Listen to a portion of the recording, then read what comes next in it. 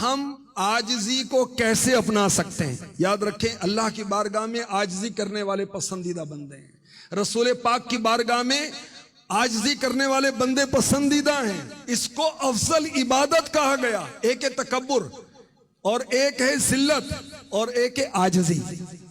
اپنے آپ کو ذلیل نہیں کرنا مگر تکبر بھی نہیں کرنا، بیچ میں رہنا ہے۔ بیچ میں کیا ہے؟ عاجزی۔ اب ہم یہ سنتے ہیں کہ عاجزی ہم کیسے پیدا کریں؟ یہ تصور جمائیں کہ مجھے مر کر رب کی بارگاہ میں حاضر ہونا ہے، سارا تکبر چلا جائے گا۔ جو علم کی وجہ سے ہے یا مال کی وجہ سے ہے یا عہدے کی وجہ سے ہے یا کوٹھی کی وجہ سے ہے یا سواری کی وجہ سے ہے یا عمر کی وجہ سے ہے، چودراہٹ کی وجہ سے ہے، وڈیرا اس وجہ سے، یہ سب ختم ہو جائے گا۔ موت کو یاد کریں، رب کی بارگاہ میں پیشی کو یاد کریں، اللہ کی بارگاہ میں دعا کریں کہ یا اللہ میرا تکبر دور کر، مجھے عاجزی عطا فرما دے۔ ایک طریقہ یہ بھی ہے۔ ایک طریقہ یہ ہے کہ اپنی خطاؤں اور گناہوں کو یاد کریں، اس سے بھی انشاءاللہ الکریم عاجزی پیدا ہوگی۔ عاجزی پیدا کرنے کا ایک طریقہ یہ کہ اس کے نقصانات پر غور کریں۔ عاجزی پیدا کرنے کا ایک طریقہ یہ ہے، غریبوں کے ساتھ بیٹھیں، مسکینوں کے ساتھ بیٹھیں، یتیموں کے ساتھ بیٹھیں، انشاءاللہ عاجزی پیدا ہو جائے گی۔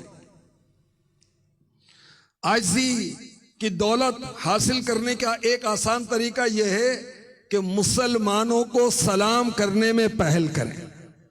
جو سلام کرنے میں پہل کرے گا انشاءاللہ الکریم وہ تکبر سے بری ہو جائے گا۔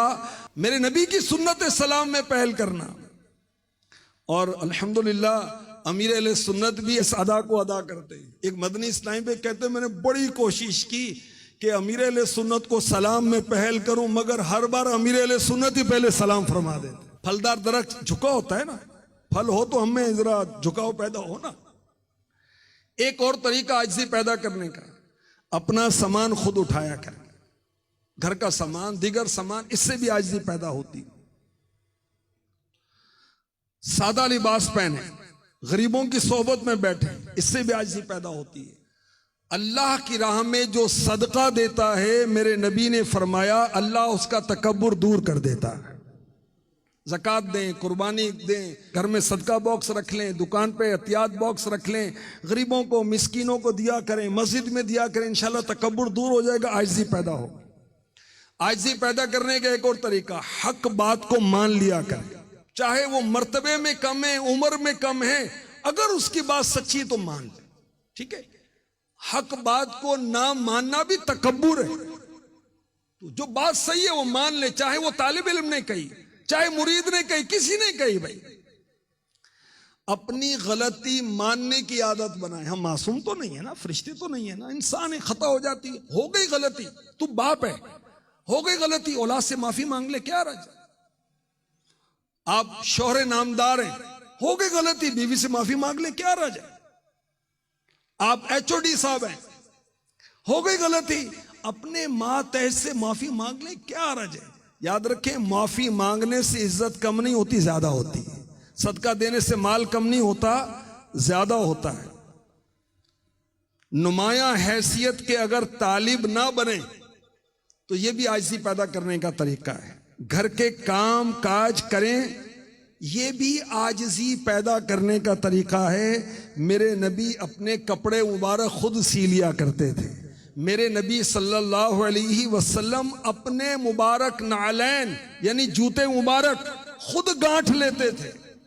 گھر کے کام کاج کریں، اس سے بھی انشاءاللہ الکریم ہماری طبیعت میں عاجزی آئے گی۔ ملاقات کے لیے جایا کریں، اس سے بھی عاجزی پیدا ہوتی ہے۔ غریبوں کے ہاں جائیں، ان کی دعوت بھی قبول کریں، اس طرح بھی عاجزی پیدا ہوگی۔ سادہ لباس پہنیں، سنت کے مطابق لباس پہنیں، اس سے بھی انشاءاللہ الکریم تکبر دور ہوگا، عاجزی پیدا ہوگی۔